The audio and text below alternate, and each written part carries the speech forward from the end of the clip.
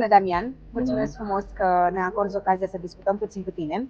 Am înțeles că ești câștigătorul unor probe, în principiu cea de astăzi, proba de gol, în care ai obținut locul 1, locul 2 și locul 5, dar și zilele trecute ai avut ceva clasări destul de importante.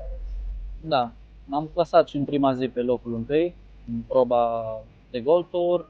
Din păcate ieri n-au fost cai în formă, sau mă rog, poate eu n-am fost într-o formă chiar bună, dar astăzi mi-am luat revanșa. Unde te-ai propus să închei sezonul în Phoenix Ranking? În frunte. Pe primul loc, bineînțeles, Da. cred că toată lumea își dorește același Da. lucru. Care va fi abordarea ta în următoarea etapă pentru a consolida poziția în ranking? Mi-am propus ca la următoarele două concursuri să vin cu o garnitură mai bună de cai.